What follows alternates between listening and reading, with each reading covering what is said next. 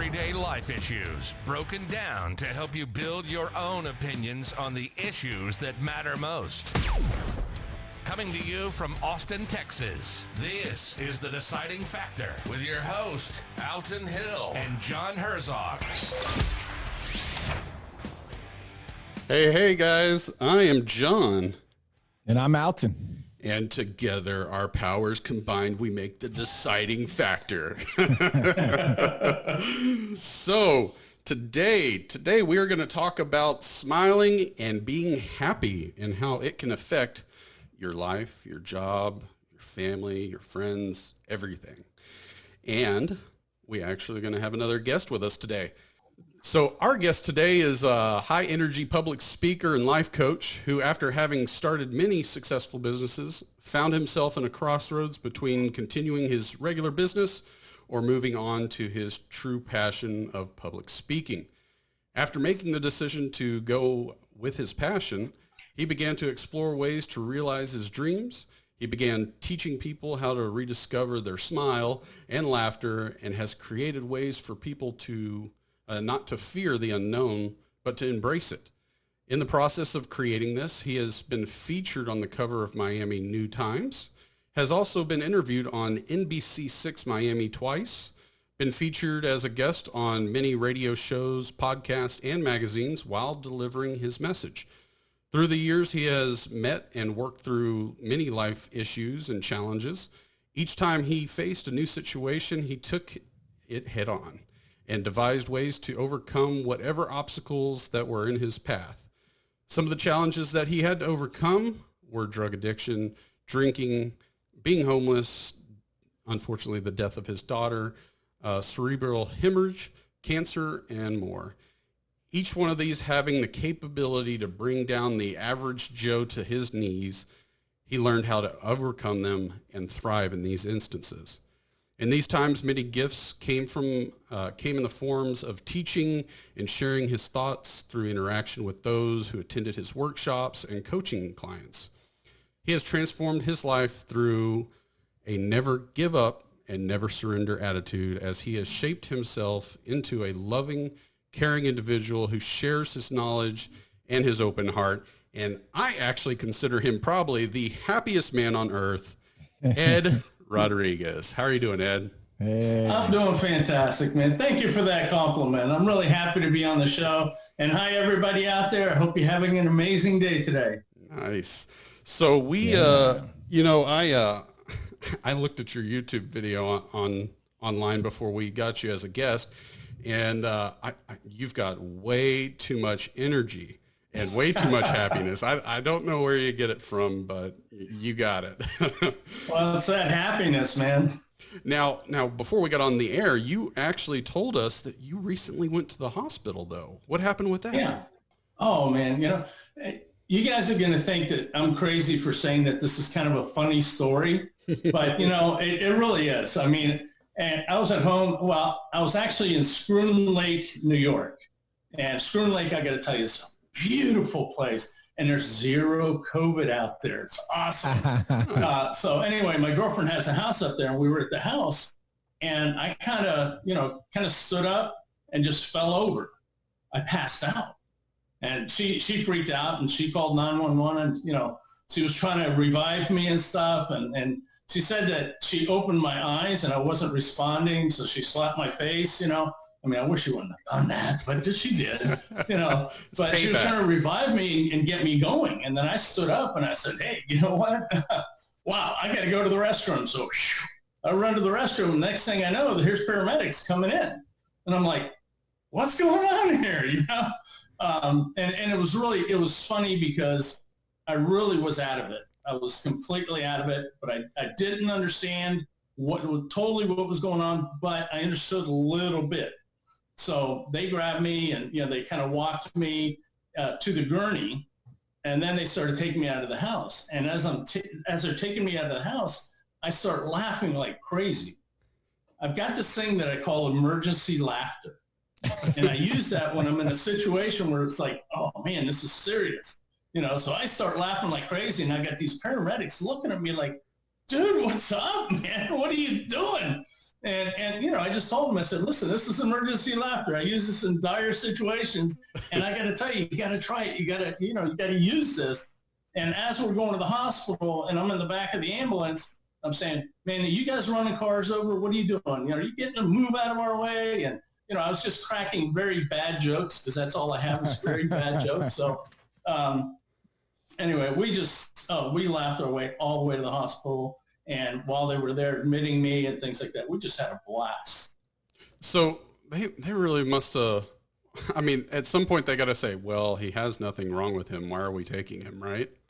That's what they did. Oh. Yeah. So what happened? It's funny. They got me into the hospital and they did all these tests, you know, the EKGs, and they took blood work, and, you know, and they finally said about an hour and a half after I was in there, they were like, there's nothing wrong with you, man. Go home. Wow. You know, and I don't drink and I don't do drugs, so it wasn't that. So it was just one of those situations, dehydration. I bet. Yeah, it reminds me. I need to drink more Diet Coke, you know. Yeah, that's what I'm trying to avoid passing out here. There you go. They got the same thing. Oh, man, I'm the only one that doesn't have water. Well, that reminds me, though, when I got first time that I got strangled in jiu-jitsu, you know, where I was unconscious, choked unconscious. I woke up and I was just so confused. I didn't even know that it had happened. You know, I'm like, did I hit my head, or I was just... Does this happen often to you, by the way? They choke you out? Usually I tap, but you know, when you're in the moment, every once in a while. Yeah, you just push that envelope a little bit too far. Was he a white belt and you're the purple belt at the time? Much. Was he the white belt at the time? When was that? I think he was a blue belt, and it was kind of funny since you're probing for info. Like this is in the gi, so he had like a hold of my collar, and but I was on top of him, saying like, okay, I'm being more aggressive, and but he had it in deep, and I'm like, no, it's gonna be fine. And anyway, like I leaned in to put him in an arm bar. I was like, okay, this is game over for this guy. And then he had it in for so long, it just took that little bit of lean, and then boop. Were you talking the bow and arrow? Lights out. The bow and arrow with the gi? I don't remember. That night's a little foggy. Okay. Because actually when I was, because I was like sitting up, and then when I passed out, I fell backwards off of the mats. So I actually hit the back of my head on the concrete, and it like busted my head. That's not good. So anyway, but you know, bringing it back, jiu-jitsu makes me really happy. And I think we're going to talk a lot about happiness today. So when I think about happy, I'm kind of imagining like this euphoric type of an idea, you know, like you just feel good. And so I'm glad that we're going to talk about it today, because in some ways, you know, I've talked a lot about motorcycle racing on here, and the whole reason that I want a motorcycle race is because it brings happiness. But if there's some ways that we can just get happy without having to do something or having to buy something or needing someone, then I think that that's a huge edge. Absolutely. I couldn't agree more. But you started out with quite a bit of drama that even we covered in your intro there. Tell us about all these struggles you went through. Oh, there's a lot of them. I'll start with 2006. There was a series of things that happened in 2006. I mean, 2006 was a fantastic year. Things were going absolutely amazing. Business was good. You know, the family was good. I was happy and joyful, and, you know, didn't expect what was coming. I found out that I had brought in a business partner to run my business while I stepped away to become an inspirational speaker, and found out that he wasn't running it so well, and the business was actually taking a nosedive. So I had to jump back into my business and, you know, recreate it in order to bring it back up and bring it back into black again. And so as I was doing that, I got a phone call. It was 5 months later. I finally got my business back into black 5 months later. and I got a call from my son-in-law, and he was in Korea. My daughter was in Korea with him, and he was in the military, and he told us that he had gotten into a moped accident. Him and my daughter had gotten into a moped accident, and she hit her head, and she was in critical condition in the hospital. Oh. Okay.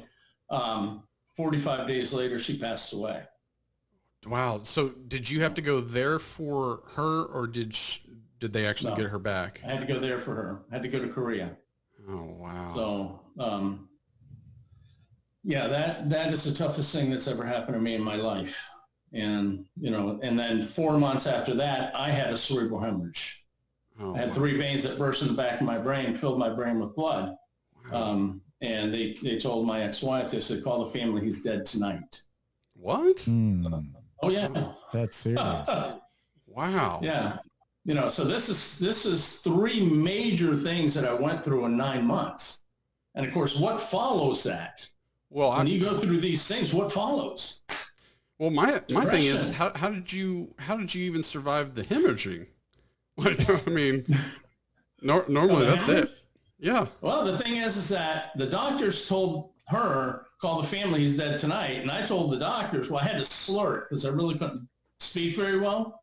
Okay. And I could barely make out words, but if you listened really, really hard, you could understand. So anyway, I slurred to him, listen, you don't know who I am. You don't know what I'm capable of, don't tell my family that I'm going to die. And so, I went on and I spent 2 weeks in the hospital.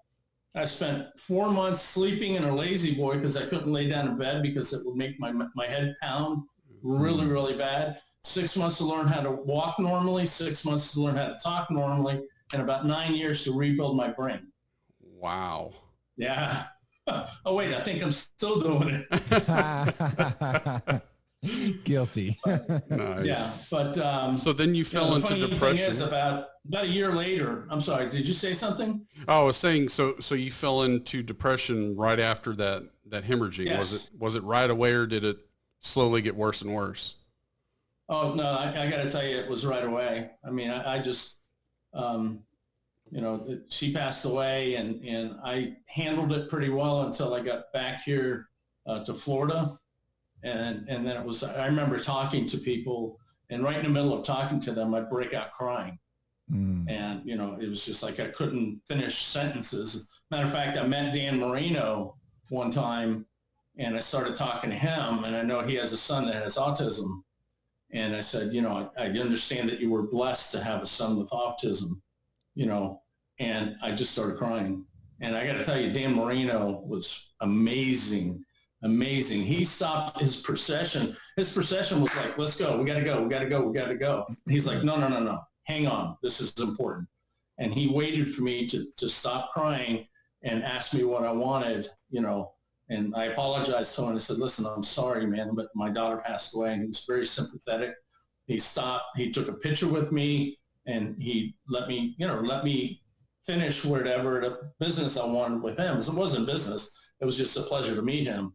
Yeah. And I got to tell you, he took the time to just stop and listen and acknowledge, which was incredible. That is great, because I've met some famous people that won't spend any time with a lot of people, and then I've met some that are just phenomenal.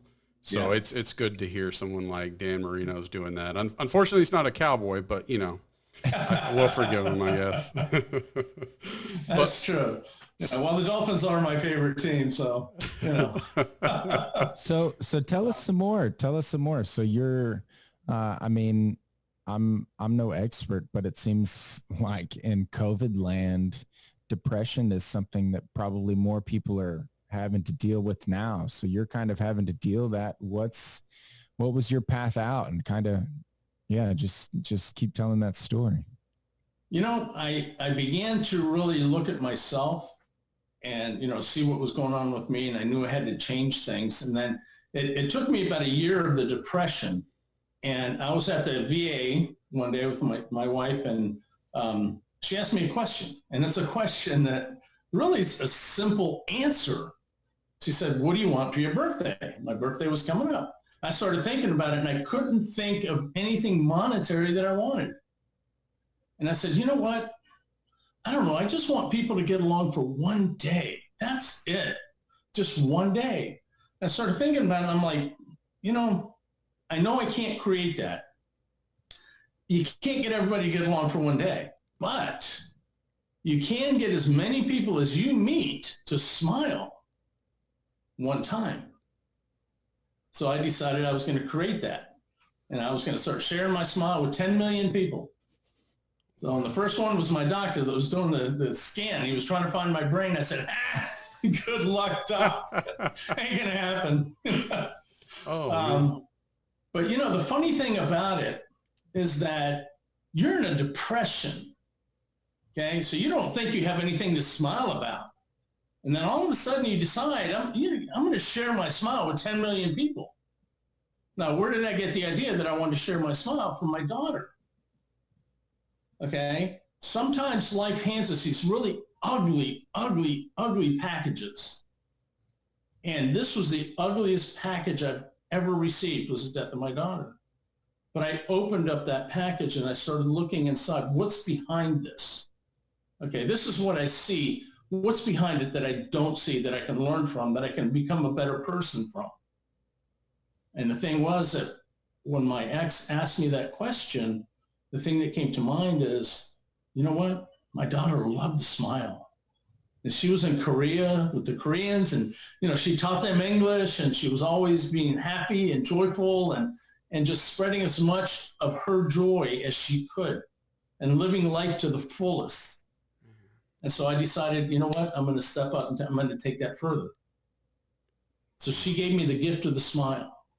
That is awesome. But I didn't have the ability to share it because I was in a depression. So if you're in a depression and you can't smile, what do? I don't. You fake it till you make it. Yeah. Yeah, just go out there, and it doesn't matter what your smile looks like. It doesn't matter what you feel like. Go out there and share it. Help people. Go, hey, this is who I am. This is what I do. How can I help you? If you have an issue in your life, go find other people that have that same issue. Help them. And what that's going to do is that's going to give you the ability to look at your issues and learn what it is that you need in order to move forward in your own life. Plus, you're helping somebody else. That doesn't hurt at all, does it? No. So at what point did your homelessness, your drinking, your alcohol, your drugs, when did that fall into play? Oh, that was way before. Way before, okay. The drinking, I quit drinking when I was in the military. Okay, I was 82nd Airborne in the Army. I quit drugs at 27 years old. And now that's, can I share a little bit of that story? Yeah. Yeah, please. Okay. All right. So here it is. I've been a drug addict. I started all my stuff when I was 12 years old. That's when I started smoking cigarettes. That's when I started drinking a little bit. That's when I started smoking pot. So that was kind of a critical time for me. And so here it is. I'm 27 years old. I already quit drinking, but I was like hooked on drugs. And my drugs of choice, Quaaludes and cocaine. So I wake up one morning and surprisingly, I didn't light up a joint or snort a line or eat a lewd before I went into the bathroom. I normally just did those things. Then I went to go about my day. So this time I just walked right into the bathroom and I looked in the mirror and I saw myself for the first time in years. It was like, I looked and I was like, who's this guy? What's that all about? I don't recognize who this is. And, I just kind of put my hand on the vanity and I looked down and I started thinking about it. And I'm like, what's going on with my life? And I look back up and I'm going to tell you something. Mirror work is critical in life. Mirror work is amazing work to do. I looked up in the mirror and I looked into my own eyes and I said, Eddie, do you want to live or die? Because I knew that if I kept on this path, I was dead. Wow. I was going to be dead by the time I was probably 30.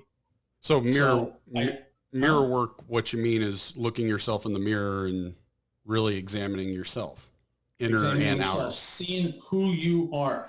Ask the questions about who you are, and you will get the answers. They may not be what you like, but you get the answers.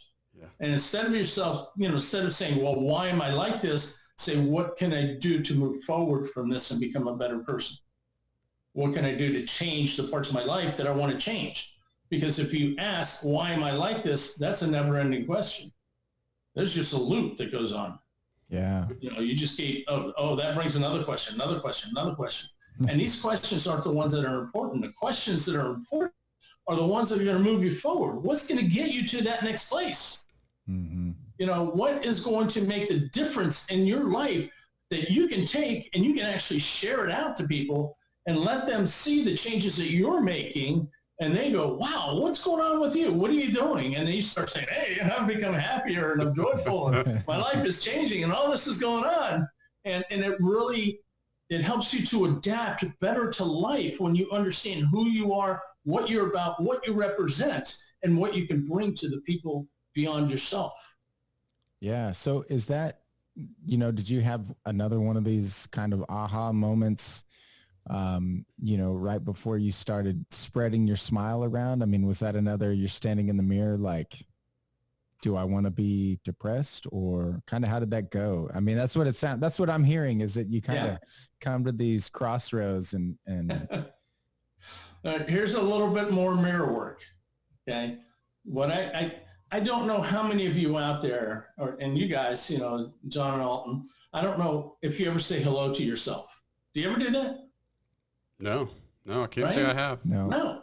You say hello to everybody else. You smile at them. Hi, how you doing? And hope you're having a great day. But how many times do you say that to yourself? Most people don't at all.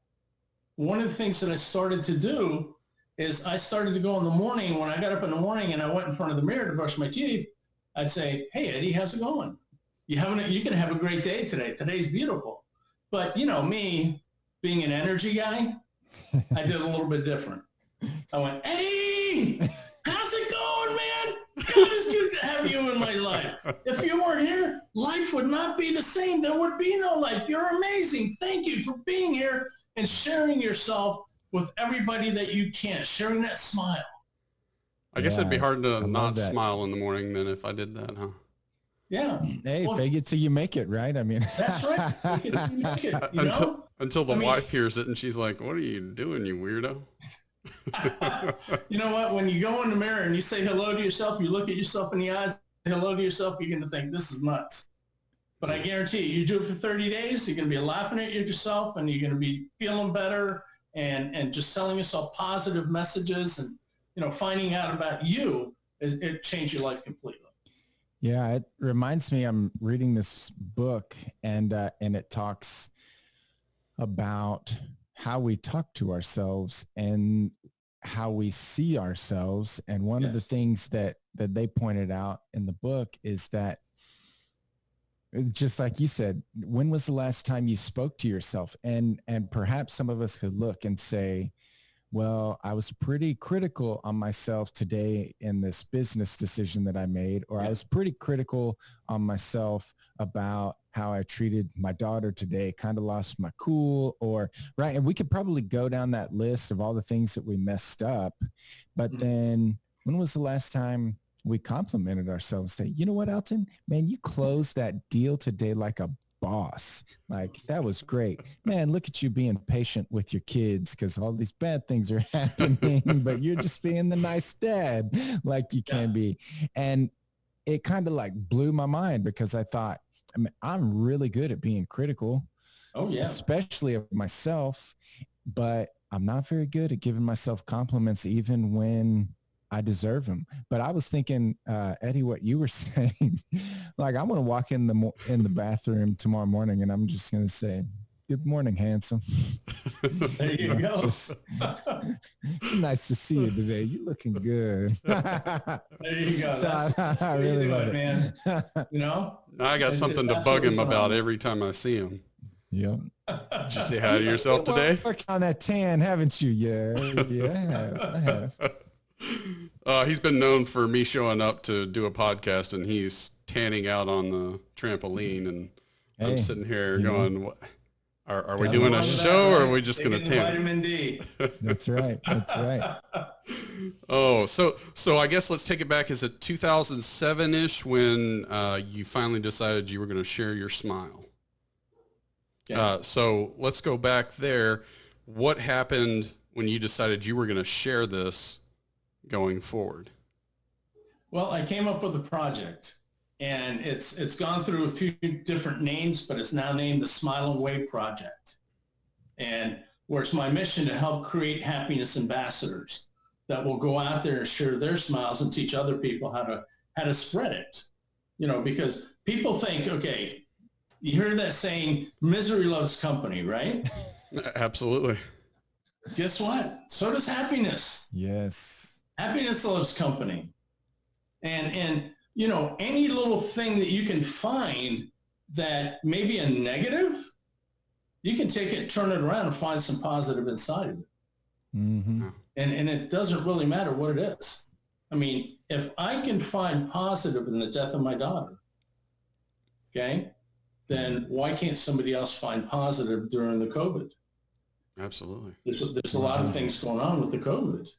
You know, I mean, I'm going through the COVID. I've got stage 4 colon cancer. So I'm compromised. You have this right now. Oh, yeah, I've got stage 4 colon cancer now. Oh, wow. When did you get that notice? Oh, I was first diagnosed with cancer in 2014. Okay. So I had a colonoscopy. Then in 2017, I got pneumonia. Oh, no. And, you know, after getting pneumonia, I remember I walked into my doctor's office and she's like, you know, Eddie, it's been 100 days since you had pneumonia. Why don't we check you out and see how your lungs are doing? I said, okay, great, doc, let's do that.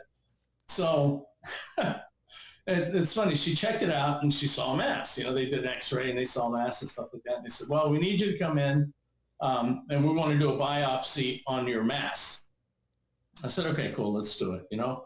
So they did this biopsy and they said, okay, we have to check this out, see if it's cancerous, da-da-da-da-da. So a few days later, I get a call from my doctor. I'm in my car, I'm driving down the road, and my doctor says, Eddie, I've got some news for you on the, you know, on the biopsy. And I said, oh, great, doc. And I'm thinking, no, this is got to be good news, right? Because she's calling me on the phone. Exactly. So she says, you have stage 4 colon cancer. And I went, really? Oh, wow, that's weird. I said, hey, doc, let me ask you something. You know, normally you bring a patient in, you sit them down in your office and you say, you have stage 4 colon cancer. But you told me on the phone that I've got stage 4. She says, yeah, that's because I know you can handle it. Yeah. Wow. And so they were like, okay, now, you know, you got to do chemotherapy, you got to do radiation, we need to cut out, you know, part of your lung, all this stuff. And I says, you know, I just don't like those options. You know what I mean? So come on.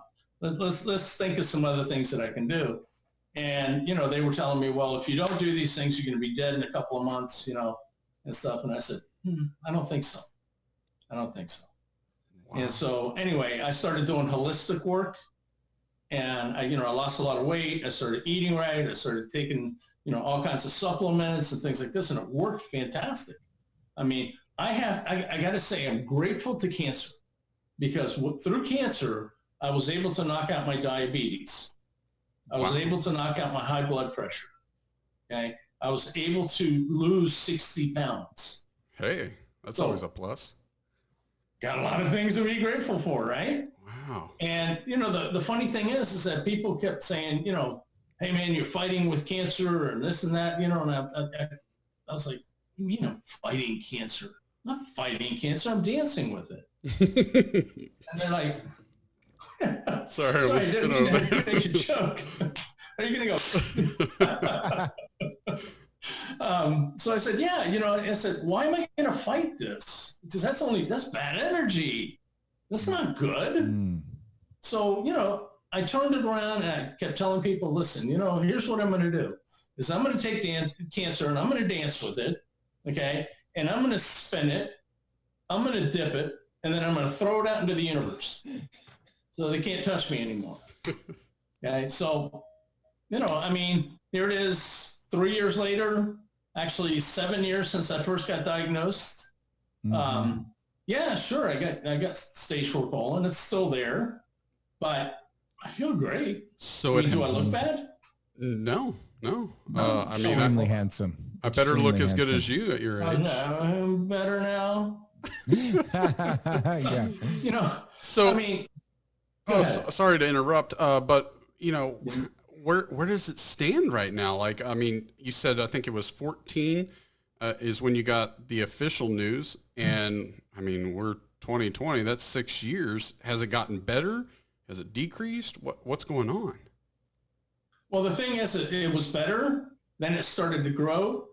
And, that's when they, when it metastasized and stuff like that, that's when they told me you're going to be dead in 2 months. And, the stories, it was funny. I was having a good time with one doctor, and he was telling me, I went to him and I had a little bit of blood in my spit that I had put on a napkin. And he saw the napkin and he says, "So now you're spitting up blood." And I said, "Well, a little bit, yeah." And he says, "And pretty soon you're going to spit up more blood and then more blood and more blood, and then you're going to bleed out." And I said, "Oh, well, at least I don't have to clean up the blood, And he was like, he said, "Well, you don't want to bleed out on a white couch." And I said, "I'll lay some plastic down on it and make sure it's cool, But, it's funny because people, when you share something like that, they're like, "What?" And it's really not a what moment. It's a, okay, I've got something to do here. Get it done. I mean, where it stands now, it grew to 5.7. Okay. So it was pushing up against my aorta and my lungs. I mean, my ribs. Okay. So, they were like, "Oh, that's it. You're done," and all that stuff. And I told my surgeon, I said, "I'm going to do surgery because I don't want you to cut out half my lung or my entire lung." And I told my oncologist that I said, "I'm not going to do chemo radiation," and I didn't. Then when it grew to 5.7, I decided, okay, you know what? I'm doing this my way, not your way. And I said, if I'm going to do chemo, I don't want to do radiation, and I'm not going to do full-blown chemo. I want to do low dose. So they put me on low dose about 5 months ago. And I do it every other week, 7 days on, 7 days off. And I have no side effects except for a couple times when I threw up, I got sick. And the funny thing is, both times I was swimming. Really? I was in a lake, and it seemed like all the pressure from the water when I was trying to swim just, caused a different effect. But what lake do we need to avoid now? I just had a CAT scan the day that I went into the hospital. I got them to do a CAT scan. I said, "Hey, while you're checking me out, you might as well check this out." So they did, and it has shrunken. It's down to 3.1, I believe it is. Holy moly, that is awesome. And my cancer numbers were at 25.7. Now they're at 3.2. So my cancer numbers, the markers are at a normal person's markers. Wow. And you think it is possible it was the low chemo that did it for you? Yeah, I think that, the combination of what I was doing before, going holistic and doing that, and then adding in the low dose rather than full-blown chemo has really helped me out. Me and Alton were talking the other day. You were telling me, Alton, about the vitamin IV. Yes. Is that part of your holistic? Yeah, that's part of the holistic. Unfortunately, I don't get to do a lot of it, but it's vitamin C, and, I got to make the disclaimer, talk to your doctors before you do this, because I'm not a doctor or anything. But I did some vitamin C infusions. I did some hyperbaric chamber to go along with it. Mm-hmm. And, it's one of the things that people are talking about, that it's really, really good to do that. Because it helps a lot with the cancer, helping to put it into remission. And, there's a lot of other things that you can do to be able to help. Number one, smile. Okay. Laugh, play, enjoy. When you talk about the cancer, don't say, "I'm fighting cancer." Because guess what? You're fighting cancer. That's a negative energy that you're putting out there. And I believe a lot in positive energy. That's why I say I'm dancing with it. It doesn't rule my life. And that's one of the things that I got to say, anybody that has any illness, do not let it rule your life, because when you let it rule your life, you're giving away your power. You're giving away your energy. Take it and embrace the fact that you have it and say, you know what, I'm going to live the best life that I possibly can live, even though I'm going through this situation. Wow. And my cerebral hemorrhage, I cured my cerebral hemorrhage through laughter. Yeah. Yeah. I think a lot of people, when they hear someone like you say that, they're like, and it's an easy thing to hear and then dismiss. It's almost like it's too simple to actually work, but like if you get into the scientific studies and things that people have done about how your attitude can affect your life, it's crazy. I was reading this book by Aubrey Marcus. He's the CEO of On It. And he was talking about there's some studies, and if y'all are listening to the podcast, I'm not the details guy, so you're going to have to go and read the book. But go study this. Google. Yeah.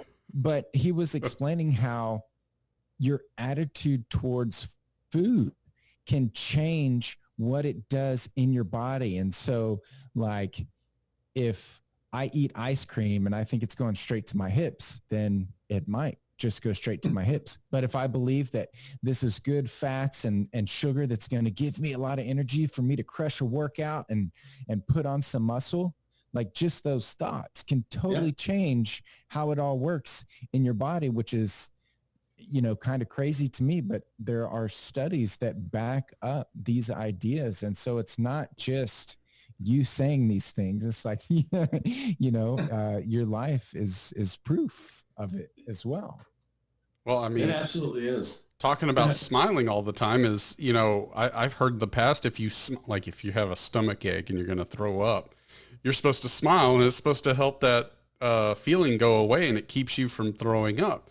Have you heard of the benefits statistically from smiling? Well, the thing is that smiles produce endorphins. Like if you smile for more than 30 seconds, it produces endorphins that actually help to heal your body.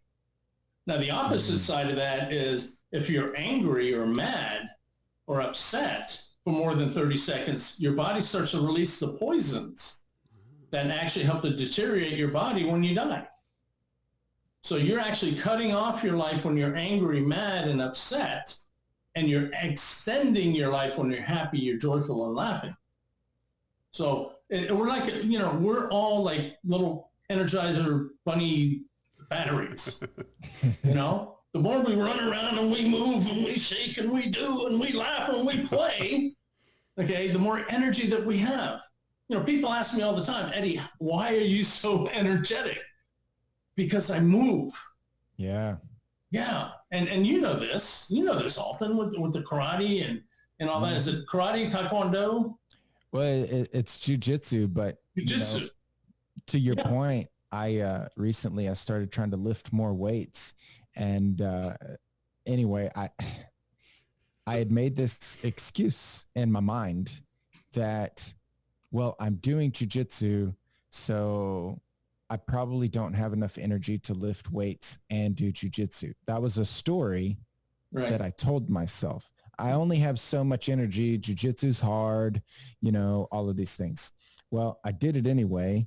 And I found jiu-jitsu is so much, well, I'm going to be careful how I say this. I find that lifting weights and doing jiu-jitsu is easier than only doing jiu-jitsu. And it's because of that movement, that energy. And, interesting. So yeah, it's perfect. Yeah. And you're absolutely right.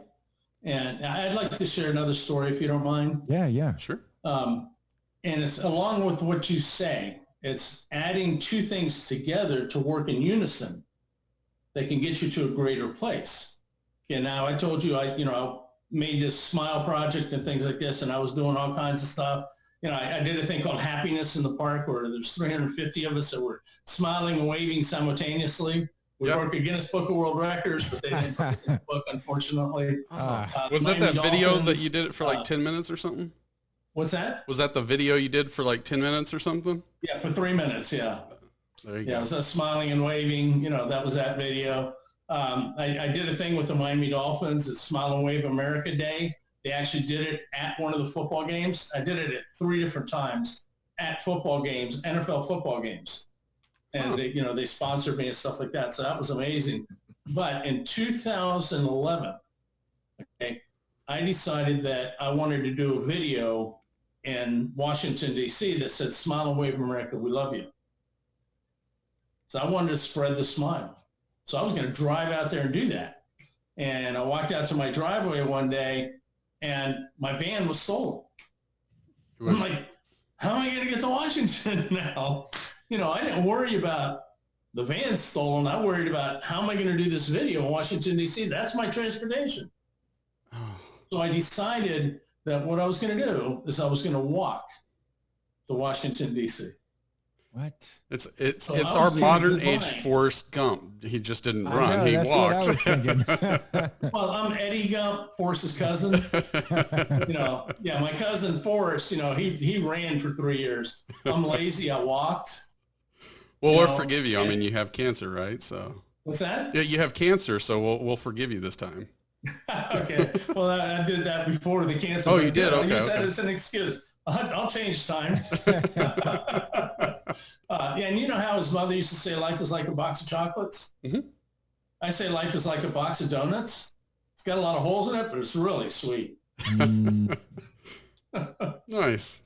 Like it. But so what I decided to do is I decided to, kind of combine the smile with the energy of that video, Smile and Wave America, we love you.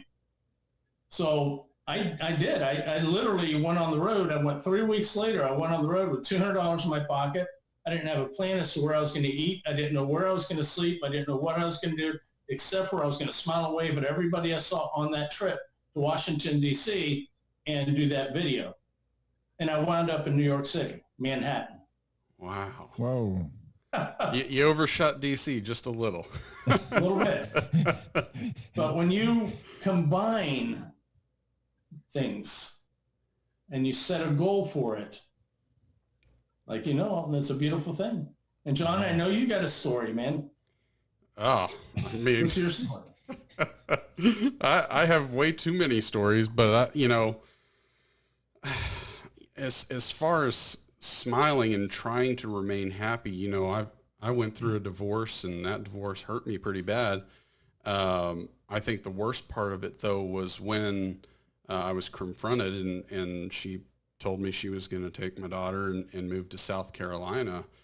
And I tell you what, you talk about depression. I mean, it's, I can't say it's anything like what you experienced, but to me, it felt like it, because it was just, you're taking the most precious thing away from me that I have. And now I've got to figure out how I'm going to see her as much or anywhere near like I was doing. Because I was number one dad. I was trying to do everything possible. I would do more time than the courts would allow and things like that. But, it turned into other people helping me get that smile, like you said.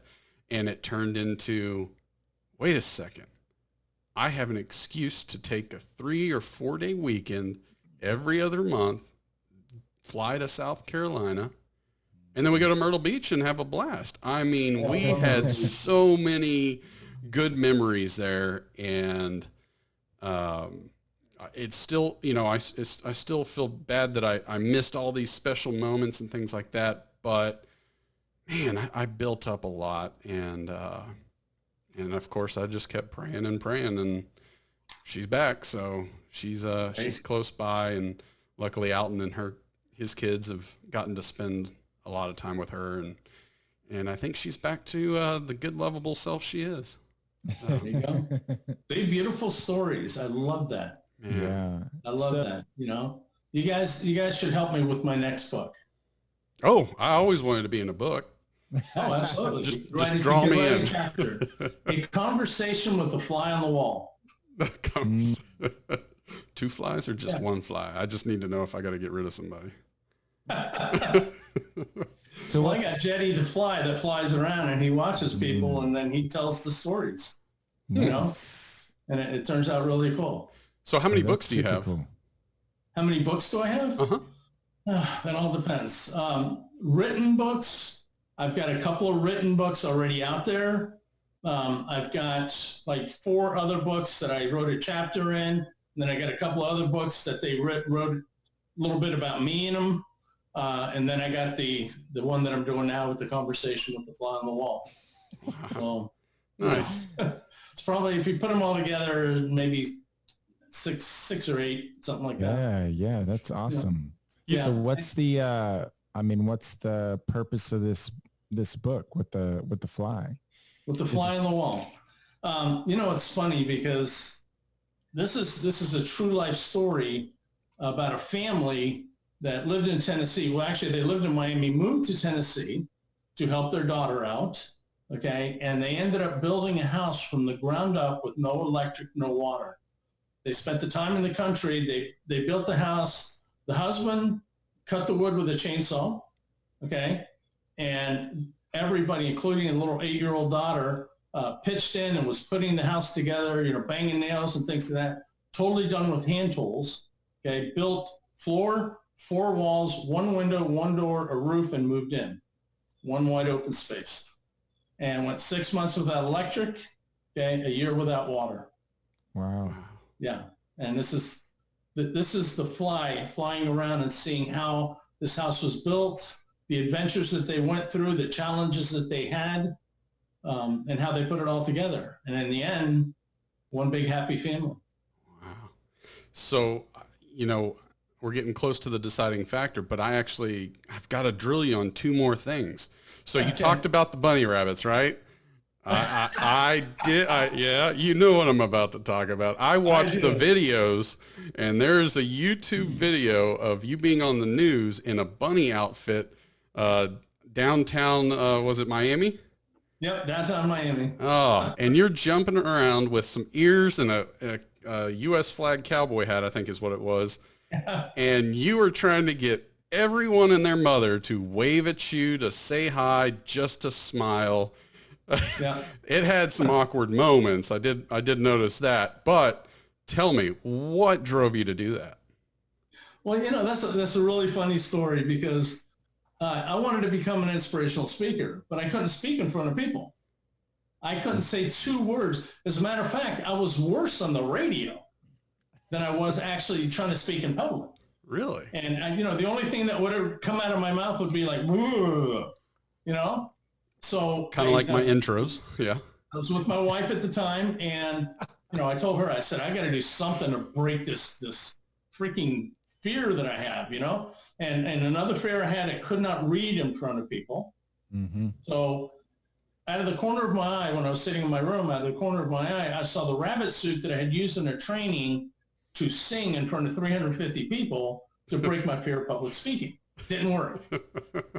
So I said, I know what I'm going to do. I'm going to grab this rabbit suit. I'm going to put it on. And this thing is, you know, you got the pink ears. Okay. It's a full suit. You see my face and I got a pink tail. So, I mean, people laugh at me like crazy. But anyway, I said, I'm going to put on the rabbit suit and I'm going to go out, you know, groups of people, and I'm going to say, hi, my name's Eddie Rodriguez. And I just want to say hi and how you doing? And, you know, and I went, no, that's just dumb, you know? So I'm an amateur poet. And I said, I know what I got it. What I'm going to do is, another fear that I have is that reading in front of people. So I'm going to take my poem, go in the rabbit suit, and I'm going to read the poem to people. So it's 2:00 in the morning when I started this conversation, and about 2:30 I decided, that's it. That's what I'm going to do. So I'm a man who says, you know, as soon as I decide something, I do the first action to make sure that I'm going to implement it. Mm-hmm. So where do you go 2:30 in the morning to read people poems in a rabbit suit? I mean, only place that's open, bars. Bars, yeah. Yeah. So I went to the local bar. I pull up. I put my hood on, you know, with the ears and stuff, and I got my poem in my hand. I walk up to these 5 guys. They're obviously drunk out of their brains. And I walk up and I say, can I read you a poem?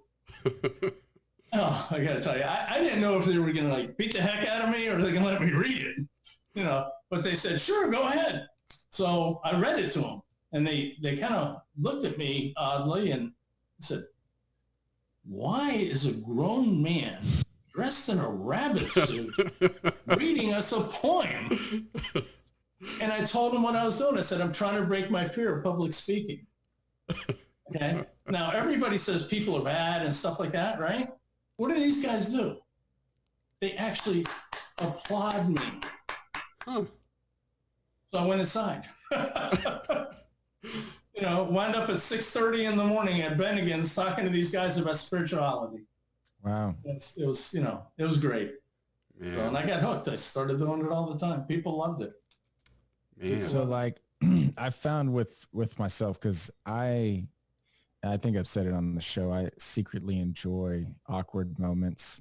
And I mean, to me, it's kind of funny. And for me, it's like a little bit of awkwardness is that discomfort.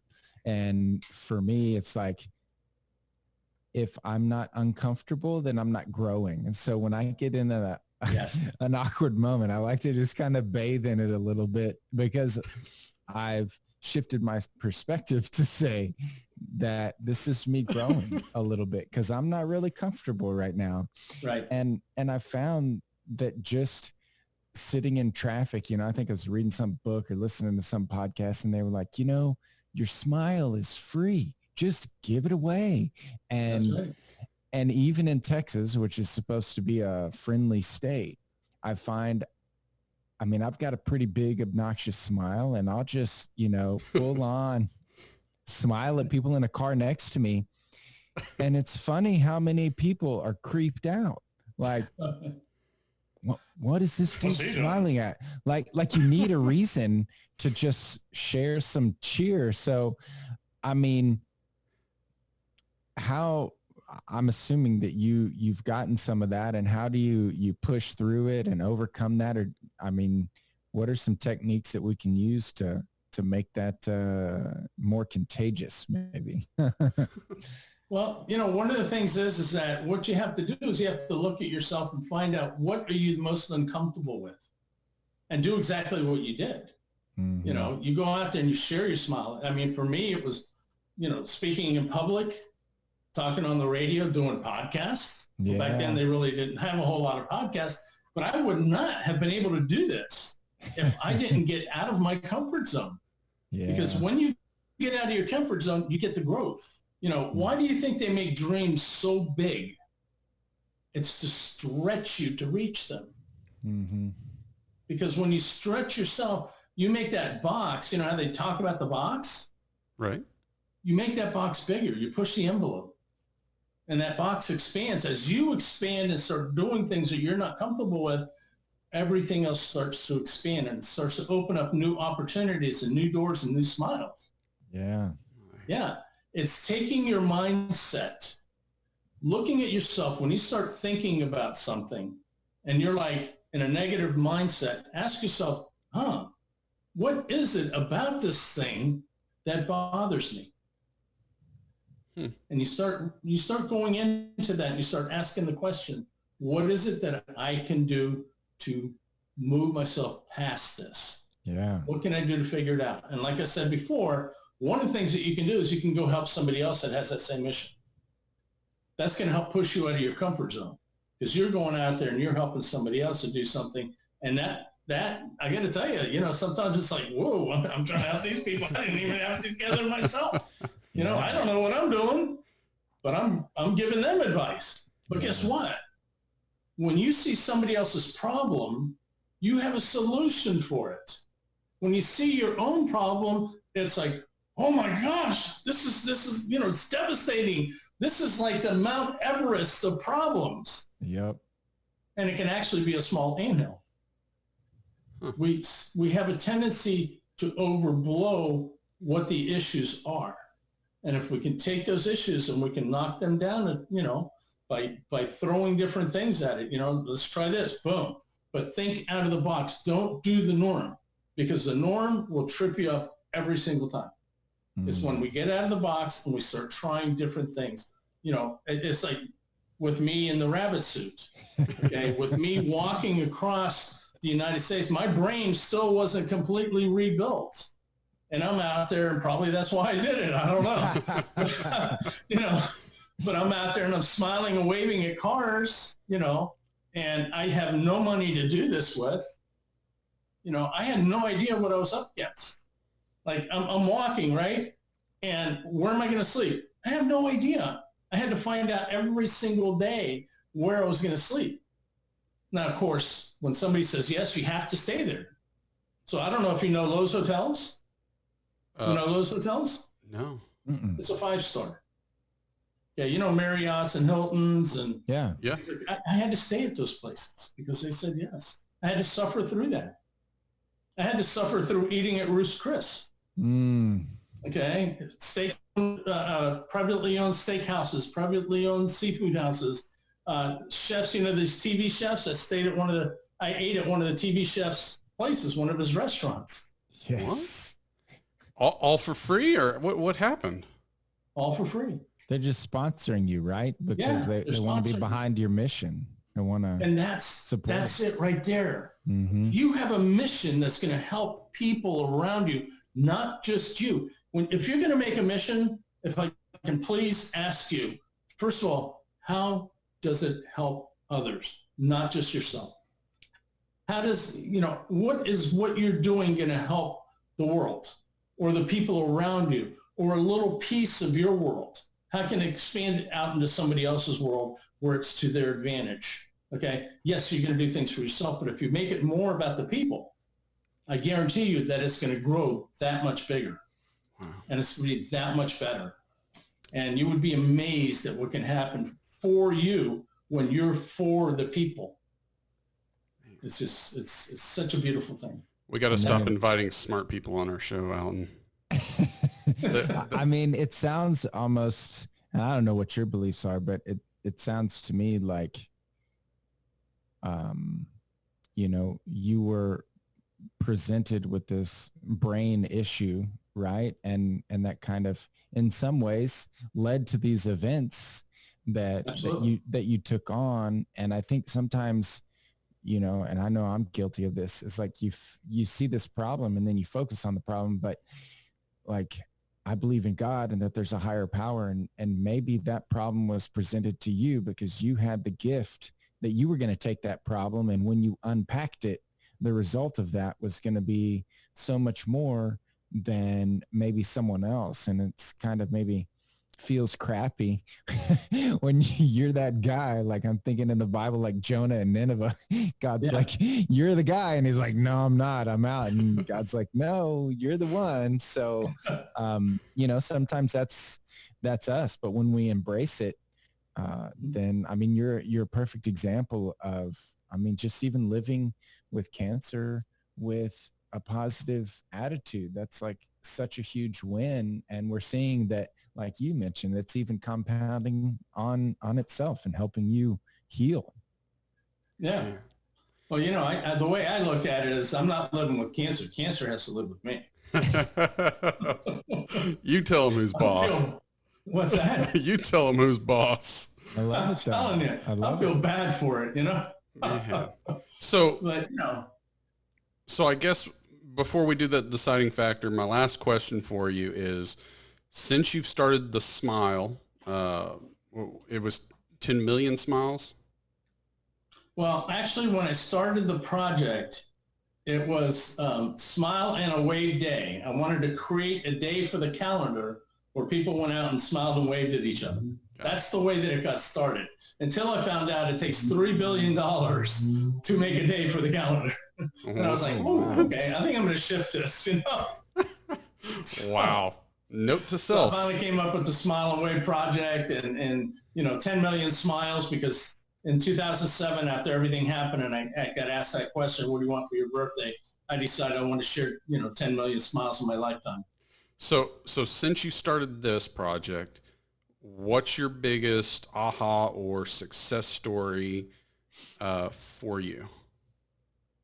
My biggest aha is how simple it can be.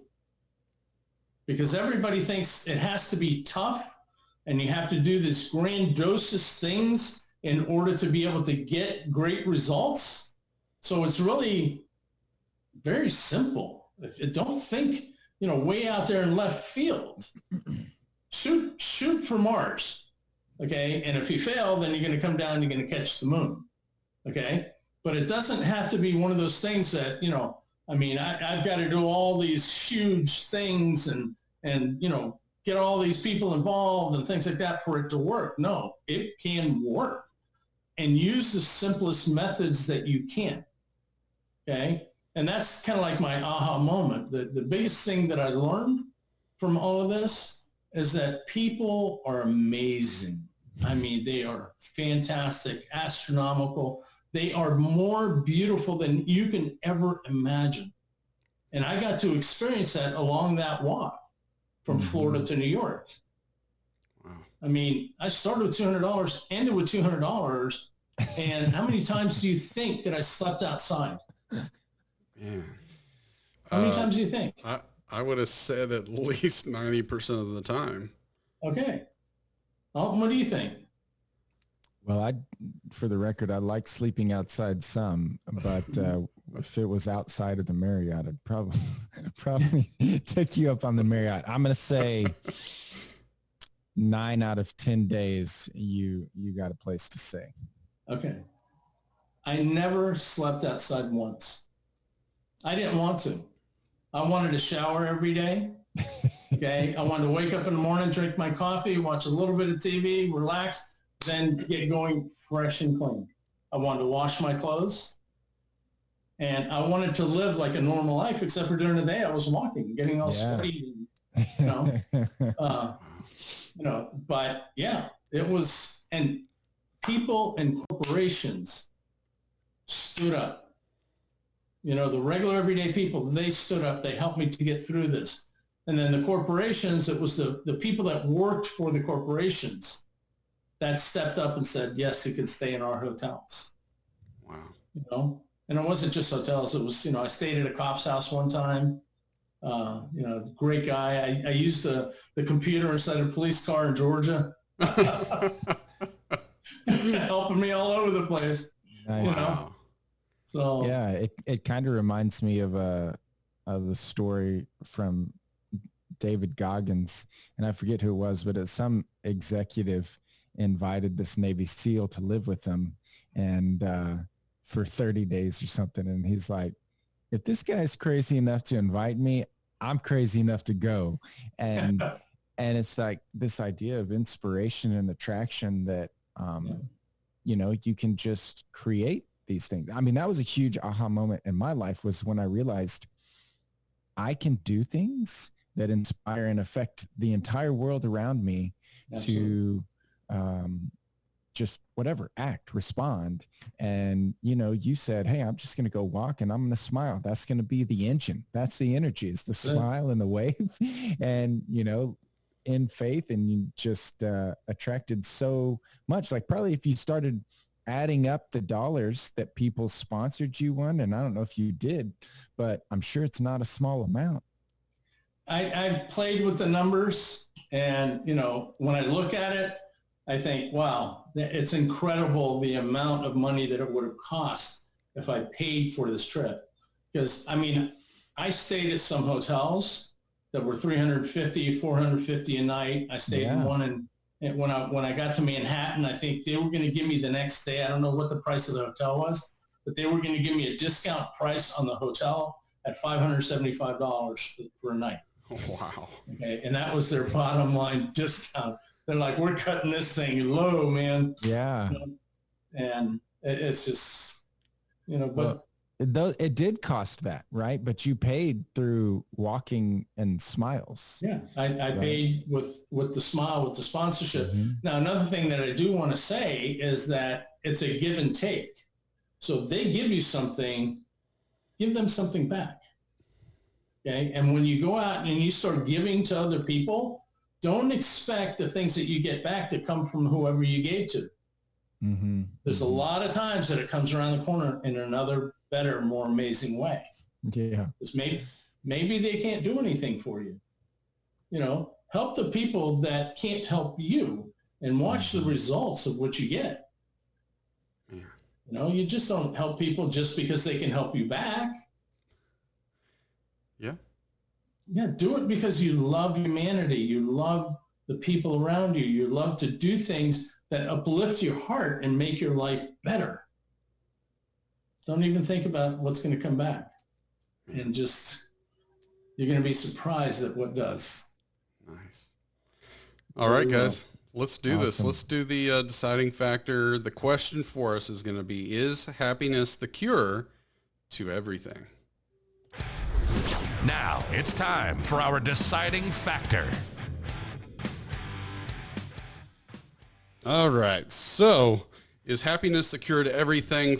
My opinion, as far as this deciding factor goes, it sounds like smiling and happiness actually can do quite a bit for anyone. And it sounds like it can work for your health, your business, and just life in general. Here's the problem I have is I am nowhere near the level you are, Eddie. Some of the things, if you were to put me in your shoes, I don't know that I could smile and be happy enough to pull myself out of these situations. I mean, the daughter thing alone is extremely crazy, and my heart goes out to you for that, because me and Alton, we've got daughters, not one, not two, we've got several, and it is something that would tear us both to pieces. But even like you said, what you're going through in today's world with the health issues, I mean, hats off to you. I think it can do a lot. I think trying to get to that happy place for a lot of people is going to be the key, but it can do it for you. What do you think, Eddie? Oh, I think you're absolutely right. Yeah, it's, everything that you need lies within yourself. And everybody's trying to find happiness on the outside.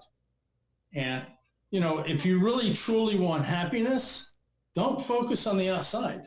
Focus in here. Focus on you and what you can do to make your life better, which will actually expand out to other people. And when you do that, when you focus on bringing happiness to yourself, that's when the magic really begins, because you're automatically going to want to share what you have, because it's like a newfound toy.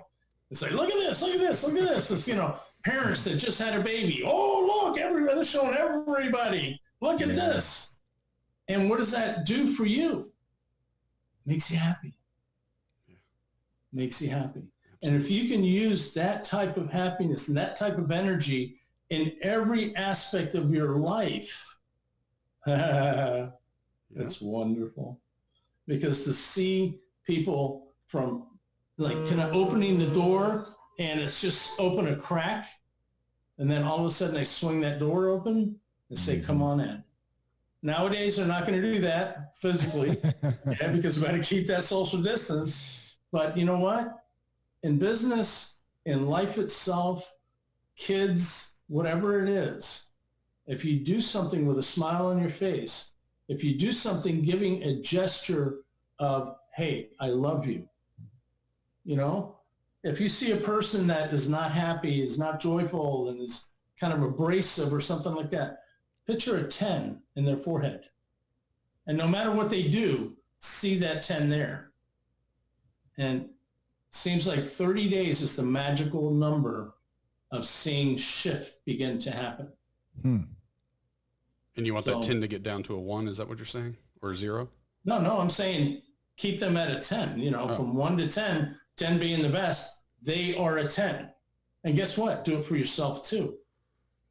There's a lot of people, they think, I'm like a 2. I'm a 5. I'm a 7. Well, no, you're not. You're a 10. You just don't know it. Wow. Yeah. Find a way to make that 10 for yourself and for other people. And a lot of it's through the smile. And use emergency laughter. I really like that. I do. It's, I think that it's, maybe that's a new idea for some people. I've never heard it put like that. So I do marketing and websites, and I had a client call me not too long ago. I'll say that the client was pretty stressed out and not really happy, had some concerns. We had some issues on the website. She informed me of the issues, and I just kind of laughed, and she took offense. She said, "Alton, this is not funny." And I'm like, well, I hear what you're saying, but I don't have to be all pouty pants about it. You know, I can laugh and work on your issues just as well as if I had a sour attitude. And personally, I think being a little more lighthearted will serve us better. Eddie, I really like what you really called her sassy pants, didn't you? Huh? You really called her sassy pants, didn't you? No, I did not. No. Okay, sorry. But He probably did. He just won't tell us. Exactly. well, I tried to empathize, but it's like the way your attitude is handling this situation, I don't want mine to match that. So I'm trying to do it differently. So secretly I was using emergency laughter. But what I see with you, Eddie, is that I feel like you've really lived through some tough times. And so you know what that pain is really like. And I love that instead of spreading that around, you've chose to spread the opposite. And in thinking about the question, is happiness the cure?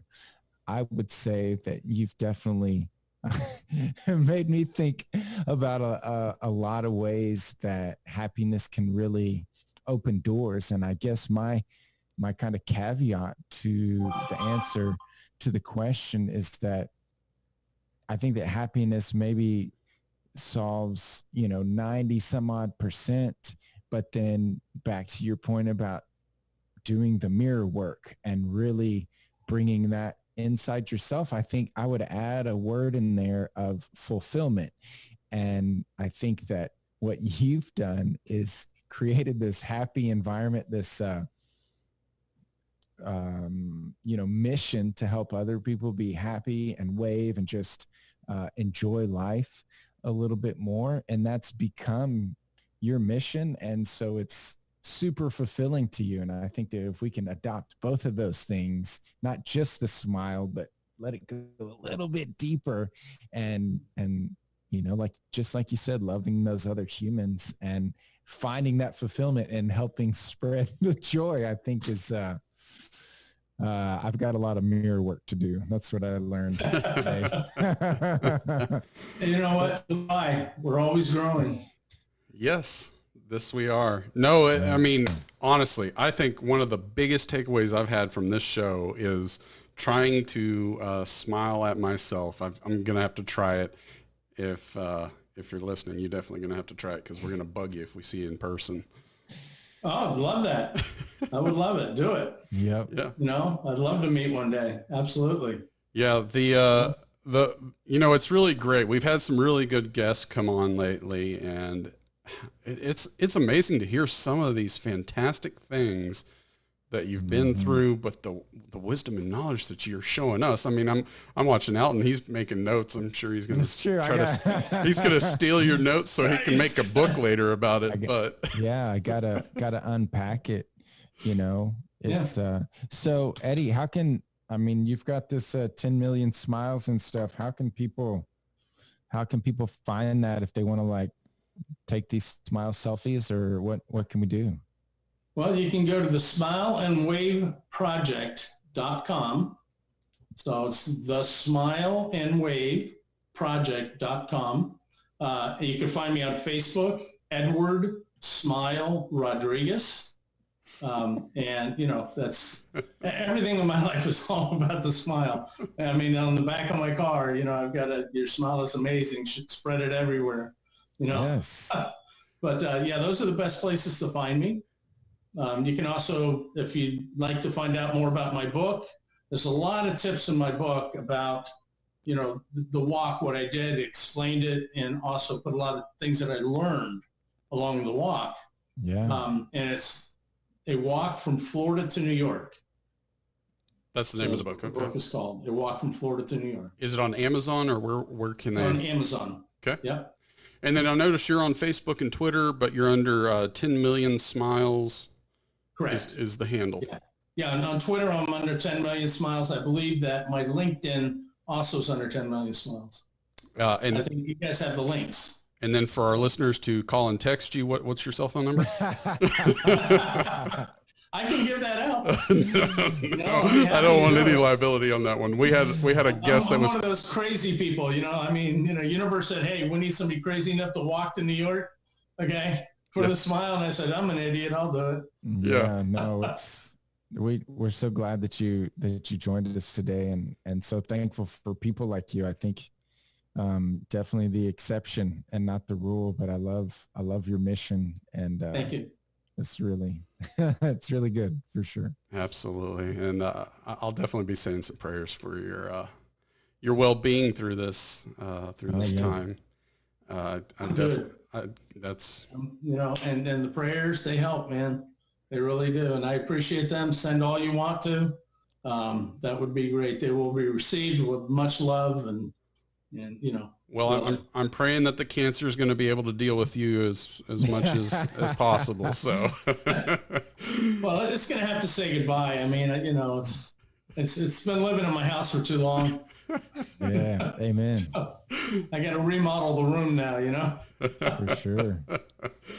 All right, guys, it's been a pleasure. Stay in touch. We loved Absolutely. it. It was great, guys. Say bye. You know what? Everybody out there that's been listening to this, I hope that you got a little bit out of this and that you have a big smile on your face and that life is absolutely incredible for you and that it grows and expands and becomes even more than you could ever dream. Keep smiling, my friends. Yeah, thanks so much. We'll catch you guys on the next one. Bye-bye. Bye-bye. This has been another episode of The Deciding Factor, giving you food for thought on real life issues. Be sure to click, like, and subscribe to this podcast, as well as all your big social media outlets, Facebook, YouTube, and Instagram. Don't forget to check out our website at thedecidingfactorpodcast.com and give us comments and feedback. Until next time, stay safe and remember to keep an open mind.